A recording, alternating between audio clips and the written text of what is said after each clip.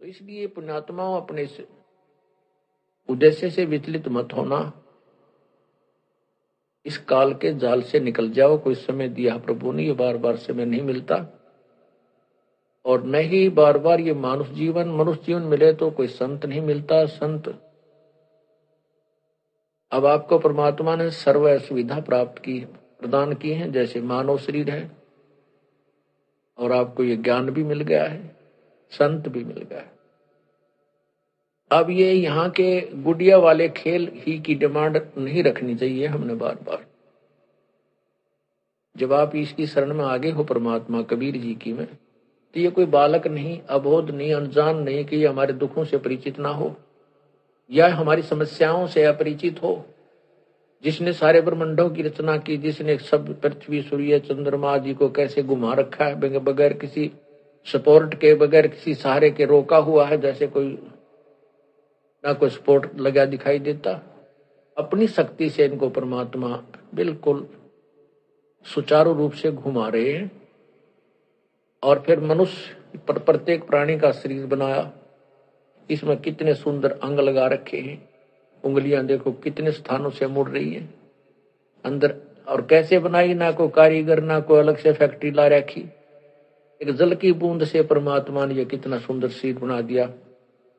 तो प्रभु पर हमने विश्वास रखना चाहिए। वो परमात्मा कोई बालक नहीं है, उसने कैसे अंग कहाँ कहाँ आवश्यक थे वहीं वहीं लगा रखे। तो ऐसे ही वो परमात्मा हमारे अंतःकरण की जो समस्याएं हैं, इच्छाएं हैं, उनसे भी परिचित है। और हम बार बार डिमांड करते हैं तो भी हमें नहीं मिल रही है, तो अपना हित जाने, अहित नहीं। ऐसी ऐसी समस्याएं आपके सामने देखने को मिल रही हैं। लड़का है, लड़का हुआ, ब्याह हो गया, पत्नी ने किसी कारण से आत्महत्या कर ली, दहेज का केस बन गया। बेटा भी, माँ भी, बहन भी सारी जेल में पड़ी है, और 10-15 साल की सजा होगी। बता के फूक गई से बेटे ने। अब कहने का भाव ये है कि इस परमात्मा जो तुम्हें दे उसमें संतुष्टि रखो, और ना दे उसमें भी संतुष्टि रखो। केवल एक डिमांड रखो कि परमात्मा इस गंदे लोक से निकाल दो। उसके लिए इस बात को याद रखो, परमात्मा हमें बार बार कहते हैं कि कोटि जन्म तन भ्रम मत होगे, कुछ ना हाथ लगा रे।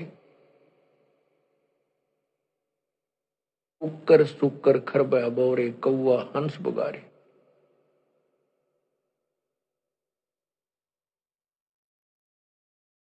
कोटि जन्म तन भ्रमत होगे, करोड़ों जन्म ऐसे ही जन्म होते हैं।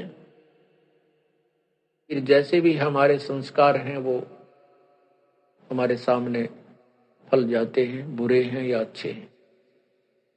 फिर मृत्यु हो जाती है, कुछ शुभ पुण्य बन जाते हैं मानुष जीवन में, तो हम स्वर्ग आदि में चले जाते हैं। उसके बाद फिर नरक में जाते हैं, क्योंकि यहाँ पुण्य कम बनते हैं, पाप ज्यादा बनते हैं। पुण्यात्माओं, पुण्य करने के लिए तो विशेष व्यवस्था करनी पड़ती है, और पाप अपने आप हो जाते हैं।